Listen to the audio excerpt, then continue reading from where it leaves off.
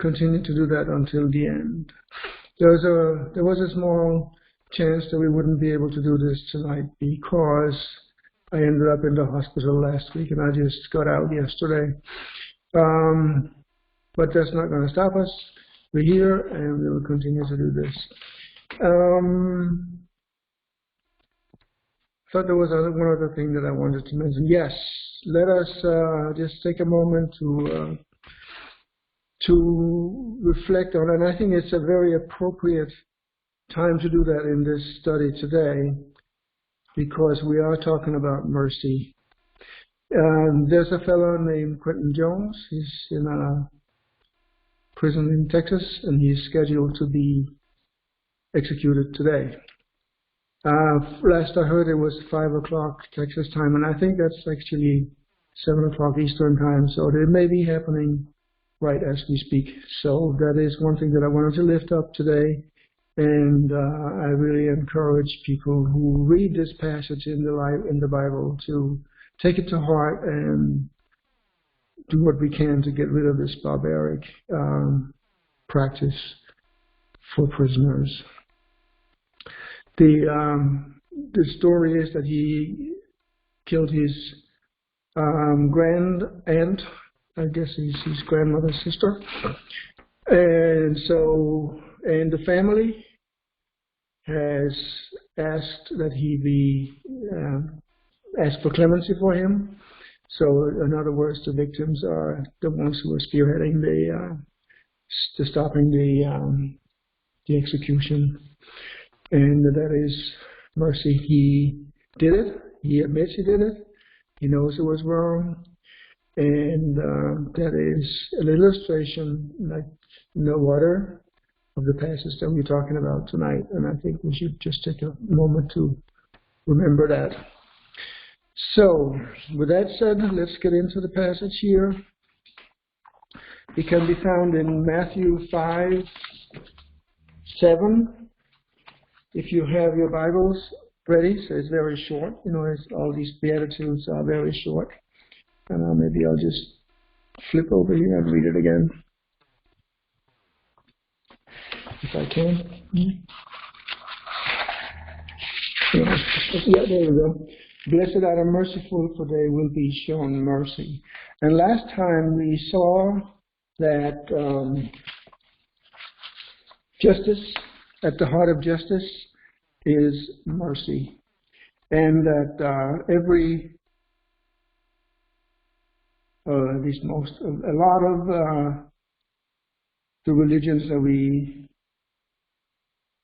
have in the world, we have a lot of them, have some sort of reciprocity clause. We would call it the golden rule, so that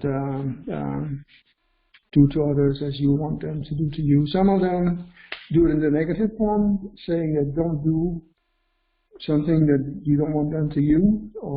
But in Christianity, Islam, and Sikhism, it is in the positive way, do to others what you want done to you. And then we ended up with, at the heart of, if justice has mercy as the heart, then empathy is the heart of mercy. And that's what we're going to be talking about tonight. And I think you'll find that it's particularly appropriate tonight. So let's start reading here. On page 40, if you have the book, and definitely encourage you to get one if you don't have one already. So it says, empathy is the heart of mercy. It is the capacity to feel how others feel. It is in empathizing with potential victims, people in danger or distress, and feeling how they might feel so that we can be motivated to refrain from harming them, and even to consider helping them like Jesus did. So, in other words, empathy is the ability to step into someone else's shoes and consider helping them. And the flip side of that is judgment. So you have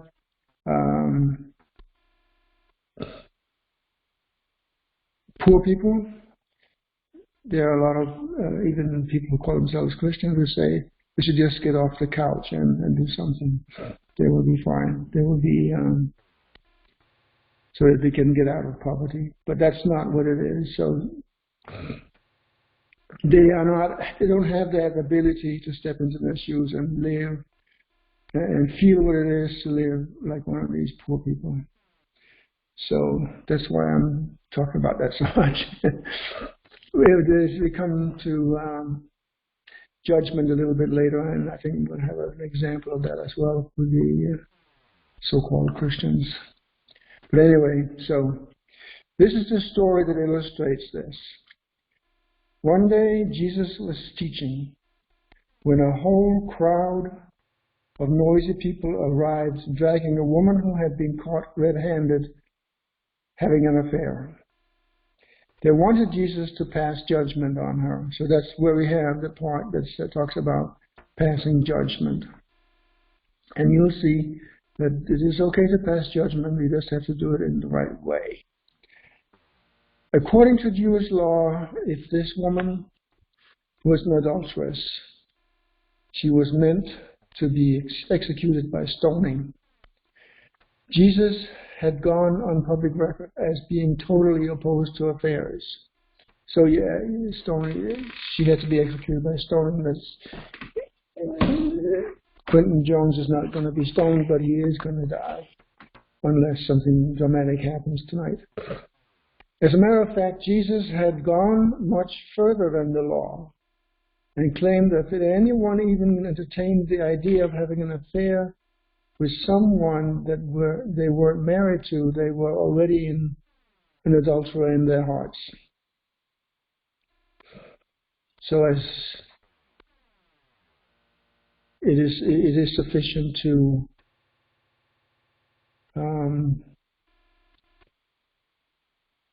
if you think it's okay to have an affair, then you have already committed adultery.